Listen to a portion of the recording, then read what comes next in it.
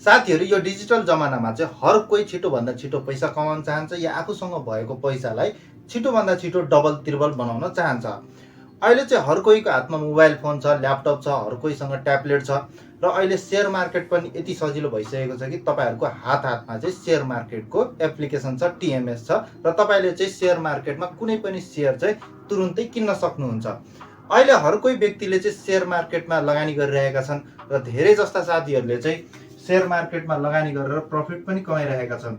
धेरै साथीहरुले चाहिँ share market यसरी बढिरहेको बेलामा यहाँरी नि खरिद गरेर यहाँरी नि चाहिँ किन्नु भयो भनेपछि यहाँरी नि पुग्दाखेरि प्राइस पुग्दाखेरि चाहिँ अब प्रफिट खाएर चाहिँ बेचेर प्रफिट कमाउन सक्नुहुन्छ भने तर के शेयर मार्केट यदि सजिलो छ र तपाईले यहाँरी नि किनेर यहाँरी नि प्रफिट बुक गरेर मजाले प्रफिट खान सक्नुहुन्छ त? धेरै साथीले कमाउनु पनि भयो होला, यसरी प्रफिट कमाउनु पनि भयो होला। तर इन केस तपाईले चाहिँ यहाँरी नि शेयर किन्नु भयो हैन, तर यहीँबाट शेयर प्राइस चाहिँ तल गइदियो भन्यो भने त तपाईको त एकदम ठुलो लस भयो हैन। तपाईले यहाँरी नि किन्नु भयो, मार्केट बढ्छ भनेर, तर तपाईको मार्केट नबढेर तलतिर गइदियो भनेपछि त तपाईको यहाँ त लस भइदियो। भनाइको मतलब चाहिँ शेयर मार्केट यति सजिलो छैन साथीहरु जति तपाईले देख्नु भएको छ या सुन्नु भएको छ। तपाईहरुले चाहिँ शेयर मार्केटमा सजिलोसँग पैसा हालेर चाहिँ आफ्नो पैसालाई रातोरात चाहिँ डबल बनाउन सक्नुहुन्न। त्यसको लागि तपाईहरुले धेरै अध्ययन गर्नुपर्छ। तर के हामीले चाहिँ त्यत्रो गहिरो अध्ययन गरेर मात्रै शेयर मार्केटमा पैसा कमाउन सक्छौं त? के यसको अरु कुनै विकल्प छैन हामीले चाहिँ शेयर मार्केटमा सजिलोसँग पैसा कमाउन सक्नको लागि? आज म यस भिडियोमा तपाईहरुलाई सिकाउने छु। तपाईहरुले चाहिँ धेरै मेहनत नगरिकन छिट्टै तपाईले चाहिँ कसरी प्रफिट कमाउन सक्नुहुन्छ शेयर मार्केटको बारेमा धेरै जानकारी नलिएर पनि। सो भिडियो एकदम इम्पोर्टेन्ट छ, त्यसैले भिडियोलाई हेर्दै गर्नु होला साथीहरु। च्यानललाई सब्स्क्राइब गरेर छैन भने सब्स्क्राइब गरेर सँगै रहेको बेल नोटिफिकेसन बेल अन गर्न सक्नुहुन्छ र साथै भिडियोलाई लाइक गरिदिनु होला साथीहरु। अब तपाईहरुलाई लाग्न सक्छ कि शेयर मार्केटको बारेमा धेरै कुरा जानकारी नलिकन पनि हामीले चाहिँ आईपीओ भरेर हैन, तपाईहरुले आईपीओ त पक्कै भर्नु भएको होला। आईपीओ भरेर 1000 रुपैयाँ चाहिँ लगानी गरेर केही नजानिकन तपाईहरुले 7000 8000 म्याक्सिमममा तपाईहरुले 50000 सम्म पनि कमाउनु भएको होला कुनै केसमा। भनेपछि अब केही नजानिकन पनि शेयर मार्केटमा आईपीओ भरेर यति कमाउन सकिन्छ भन्ने तपाईहरुलाई राम्रोसँग थाहा छ। के तपाईहरुलाई चाहिँ अब एफपीओ को बारेमा थाहा छ त साथीहरु? यो एफपीओ भनेको के हो भन्ने थाहा छ? यो एफपीओ मा कसरी लगानी गरिन्छ र एफपीओ मा हामीले कसरी प्रफिट कमाउन सकिन्छ, धेरै कुरा शेयर मार्केटको बारेमा जानकारी नभए पनि भनेर। अब तपाईहरुलाई एफपीओ भनेको थाहा छैन भने साथीहरु यो चाहिँ एउटा फ्युचर पब्लिक अफरिङ भनेर भनिन्छ। यसको फुल फर्म चाहिँ फ्युचर पब्लिक अफरिङ भनिन्छ। अब तपाईहरुलाई म एउटा उदाहरण सहित बुझाउने छु कि यो एफपीओ भनेको के हो भनेर। जस्तै एउटा यो ए नाम गरेको चाहिँ कम्पनी छ हैन, ए नाम गरेको कम्पनी छ, यसले चाहिँ आईपीओ निष्कासन गरिसकेको छ। अब यो कम्पनीले दोस्रो फेरि आईपीओ निष्कासन गर्न सक्दैन, तर यस कम्पनीले चाहिँ आफ्नो बिजनेस एक्सप्यान्ड गरेर मतलब बढाएर चाहिँ दोस्रो सहर जस्तै मानौ पोखरामा चाहिँ एउटा अर्को ब्रान्च खोल्ने सोच गर्यो भनेपछि अब यो कम्पनीलाई त पैसा चाहियो। अब यो ब्रान्च खोल्नको लागि यो कम्पनीलाई लगभग 1 करोड रुपैयाँ चाहियो भनेपछि अब यो कम्पनीसँग त 1 करोड छैन, तर उसले चाहिँ पोखरामा एउटा ब्रान्च खोल्ने सोच बनाएको छ भनेपछि अब यसले त पब्लिकबाट आईपीओ निष्कासन गर्न सक्दैन पब्लिकको लागि हैन। अब यसले चाहिँ के भन्छ भने चाहिँ बैंकबाट लोन लिनु पर्यो हैन भने अर्को विकल्प के हुन्छ भने साथीहरु यसले चाहिँ फेरि पब्लिकबाट पैसा उठाउनको लागि चाहिँ एफपीओ निष्कासन गर्न सक्छ। अब एफपीओ निष्कासन गरेर चाहिँ पब्लिक बनाइदियो साथीहरु। यो चाहिँ हाम्रा पब्लिक भए हैन, जर्नल पब्लिक भनेको तपाई हामी जस्तो सर्वसाधारण। अब चाहिँ यसले चाहिँ एफपीओ निष्कासन गरेर पब्लिकबाट पैसा उठाउन सक्छ भनेपछि कम्पनीसँग त विकल्प रहेछ नि त। आईपीओ पछि पनि एफपीओ निष्कासन गरेर पब्लिकबाट पैसा उठाउन सक्दो रहेछ र अर्को ब्रान्च यसले खोल्न सक्दो रहेछ भनेपछि अब हामीले चाहिँ एफपीओ मा लगानी गरेर कसरी पैसा कमाउने त? आईपीओ जस्तो त हैन फेरि एफपीओ, तपाईहरुले त्यो कुरा बुझ्नुस्।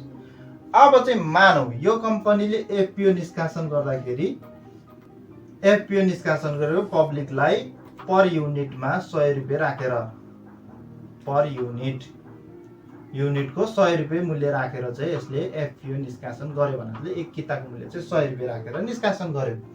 अब प्रत्येक कम्पनीले एफपिओ निष्कासन गर्दाखेरि 100 रुपियाँमा निष्कासन गर्ने भन्ने हुँदैन साथीहरू। ल मानौ यस कम्पनीले चाहिँ प्रिमियम थपेर 110 रुपियाँमा चाहिँ प्रिमियम थपेर चाहिँ 110 रुपियाँमा चाहिँ एफपिओ निष्कासन गर्यो।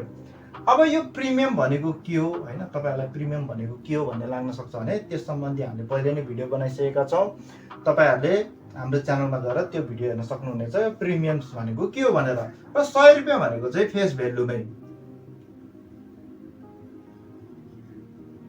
फेस भ्यालुमै निष्कासन गरेको छ भने मतलब यो फेस भ्यालु भनेको नि के हो भनेर तपाईहरुलाई लाग्न सक्छ साथीहरु। तपाईहरुले हाम्रो च्यानलमा गएर फेस भ्यालु भनेको नि के हो भनेर त्यसको बारेमा डिटेल जानकारी लिन सक्नुहुन्छ। जस्तै मानौ यस कम्पनीले चाहिँ अहिले प्रिमियम सिरियम छोड्दियौ, तपाईहरुलाई अप्ठ्यारो हुन सक्छ बुझ्नलाई, यो हटाइदियौ। फेस भ्यालुमा मात्रै 100 रुपैयाँमा मात्रै आफ्नो एफपिओ निष्कासन गर्यो। अब तपाईहरुले चाहिँ यस कम्पनीको एफपिओ किन्नु भो हैन, तपाईहरुले चाहिँ ल मानौ 10 किता 10 युनिट चाहिँ यस कम्पनीको शेयर अब 100 रुपैयाँमा किन्दाखेरि तपाईहरुले कति खर्च गर्नुहुन्छ चाहिँ 1000 रुपैयाँमा यस कम्पनीको एफपिओ किन्नु भो। 1000 रुपैयाँमा चाहिँ यस कम्पनीको एफपिओ किन्नु भो। अब तपाईहरुले प्रफिट कसरी गर्ने त हैन, प्रफिट कसरी खाने त अब तपाईहरुले यो सिक्नुहुन्छ। जस्तै तपाईहरुले 1000 रुपैयाँमा चाहिँ यस कम्पनीको 100 रुपैयाँको दरले चाहिँ 10 युनिट किन्नु भयो भनेपछि तपाईहरुले चाहिँ अब यस कम्पनीमा डाइरेक्ट प्रफिट कमाउन सक्नुहुन्छ। जब यो एफपिओ चाहिँ नेप्सीमा लिस्ट हुन्छ त्यही दिनै तपाईहरुले प्रफिट कमाउन सक्नुहुन्छ साथीहरु। कसरी, जस्तै आइपिओमा तपाईहरुले कुर्नु पर्छ, जस्तै अब 2-3 दिन कुर्नु पर्यो हैन, कुर्नु पर्यो, बढ्यो कि बढेन घट्यो कि घटेन भनेर तपाईहरुले हेरिराख्नु पर्यो। तर एफपिओ केसमा यस्तो हुँदैन साथीहरु, तपाईहरुले डाइरेक्ट लिस्टिङ भएकै दिनमा कारोबार तपाईहरुले प्रफिट कमाउन सक्नुहुन्छ। त्यसमा तपाईहरुले धेरै दिमाग लगाइराख्नु पर्दैन, शेयर मार्केटको बारेमा धेरै अध्ययन गरिराख्नु पनि पर्दैन।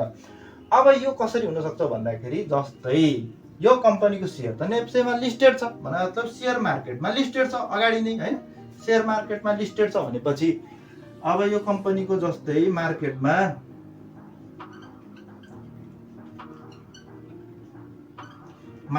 चाहिँ यसको प्राइस चाहिँ लगभग अहिले मानौ बुझ्नको लागि मात्रै 250 रुपैयाँको छ हैन। अहिले नै लिस्टेड छ, यसको प्राइस चाहिँ 250 रुपैयाँ छ भनेपछि तपाईले किन्नुभयो कतिमा 100 रुपैयाँमा हैन। 100 रुपैयाँमा 1 युनिट किन्नुभयो भनेपछि तपाईले 100 रुपैयाँमा चाहिँ यो 1 युनिट एफपिओ किन्नुभयो सरी भनेपछि तपाईहरुले चाहिँ अब नेप्सेमा लिस्ट भयो, तपाईले किन्नुभयो जम्मा 100 रुपैयाँमा भनेपछि यो कम्पनीमा अब तपाईहरु आफै हिसाब गर्नुस्। हेर्नुस् तपाईहरुले चाहिँ 150 रुपैयाँ डाइरेक्ट प्रफिट कमाउनुहुन्छ। लिस्ट हुने दिनमै तपाईहरुले चाहिँ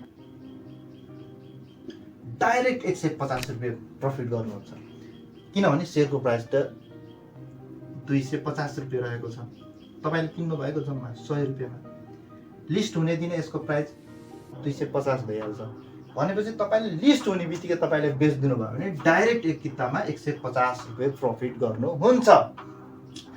त्यस्तै तपाईले 10 किता 1000 रुपैयाँ खरिद गरेर 1000 मा खरिद गर्नुभएको भने तपाईहरुले चाहिँ डाइरेक्ट 1500 रुपैयाँ प्रफिट कमाउनु भयो। यहाँ 10 कितामा तपाईले डाइरेक्ट 1500 रुपैयाँ प्रफिट कमाउनु भयो भनेपछि तपाईले लिस्टिङ भएकै दिनमा तपाईले तुरुन्तै लिस्ट हुने बित्तिकै बेच्दिनु भयो भने तपाईले डाइरेक्ट प्रफिट कमाउनु भयो। आइपिओमा जस्तो कुरिराख्नु परेन साथीहरु, तपाईहरुले डाइरेक्ट प्रफिट कमाउन सक्नुभयो। तर यसको लागि तपाईहरुले सानो थोरै रिसर्च चाहिँ के गर्नुपर्छ भनेपछि जस्तै कुनै कम्पनीको एफपिओ खुल्यो, जस्तै यसैमा इन केस लियौं यसै कम्पनीको एफपिओ खुल्यो 100 रुपैयाँमा खुल्यो हैन। तर तपाईहरुलाई थाहा छ कि तपाईहरुले यो एफपिओ भर्नु भन्दा अगाडि तपाईहरुले चाहिँ यो कम्पनीको शेयर मार्केट प्राइस चाहिँ कति छ भनेर तपाईहरुले रिसर्च गर्नुपर्ने हुन्छ। त्यसलाई एकदम सजिलो छ, तपाईहरुले चाहिँ गुगलमै गएर पनि यो कम्पनीको शेयर प्राइस कति छ भनेर सर्च गर्नु भने ठ्याक्कै देखाइदिन्छ। भनेपछि तपाईले त्यतिखेर नै हिसाब लगाउन सक्नुहुन्छ कि तपाईको मार्केटको प्राइस र तपाईले किन्ने प्राइस त्यहाँनिर नि घटाइदिनु भयो भने तपाईले कति प्रफिट कमाउन सक्नुहुन्छ लिस्ट हुने दिनै भनेर तपाईहरुले पत्ता लगाउन सक्नुहुन्छ। तर तपाईहरुले जुन दिन लिस्ट हुँदैछ नि त्यो दिन तपाईहरुले चाहिँ त्यो कम्पनीको सेयर प्राइस कति छ भनेर ट्याक्क हेरिराख्नुपर्छ साथीहरू। र लिस्ट हुने दिनमा जति छ त्यसको सेयर प्राइस त्यसमा तपाईँले किनेको प्राइस घटाइदिनु भयो भने तपाईँले पाउने प्रफिट तपाईँले पत्ता लगाउन सक्नुहुन्छ। त्यसैले तपाईँले कुनै टेन्सन बिना कुनै झन्झट बिना डाइरेक्ट प्रफिट कमाउनको लागि तपाईँले एफपिओमा लगानी गर्न सक्नुहुन्छ साथीहरू। धेरै साथीहरूले चाहिँ एफपिओ भनेको एफपिओमा लगानी कसरी गर्ने हैन किन गर्ने भनेर दुविधामा बसिराख्नु भएको छ भने यो एकदमै सजिलो माध्यम हो साथीहरू। तपाईँले यसबाट चाहिँ डाइरेक्ट प्रफिट कमाउन सक्नुहुन्छ कुनै लस खाइ बिना। अब कुनै कम्पनीको लस छ भने पनि तपाईँले थाहा पाइसक्नुहुन्छ कि यो कम्पनीमा लस छ, हामीले चाहिँ यो एफपिओ नभरौँ भनेर पनि तपाईँहरूले पहिले नै आकलन गर्न सक्नुहुन्छ कि यो कम्पनीमा हामीले नभर्ने एफपिओ भनेर। तर प्रफिट हुँदैछ भने त तपाईँले एफपिओ किन नभर्ने, एफपिओ भर्ने, डाइरेक्ट प्रफिट खाने। साथीहरू तपाईँले यो भिडियो कस्तो लाग्यो, भिडियो मन परेको यो भिडियोलाई लाइक गरिदिनु होला, यो भिडियोलाई सेयर गरिदिनु होला र साथै कमेन्ट गर्नु होला तपाईँहरूले यो भिडियो कस्तो लाग्यो र आगामी दिनहरूमा तपाईँहरू यस्तै भिडियो हेर्न चाहनुहुन्छ कि हुँदैन भनेर पनि कमेन्ट गर्न सक्नुहुन्छ। र साथै तपाईँहरूलाई प्रिमियम सेयर भनेको के हो र फेस भ्यालु भनेको के हो भनेर तपाईँहरूलाई थाहा छैन भनेपछि स्क्रिनमा देखाएका यी 2 भिडियो हेर्न सक्नुहुनेछ र यस्तै फाइनेन्सियल एजुकेसन सम्बन्धी इन्भेस्टमेन्ट सम्बन्धी भिडियोहरू हेर्नको लागि च्यानललाई सब्स्क्राइब गर्न सक्नुहुन्छ।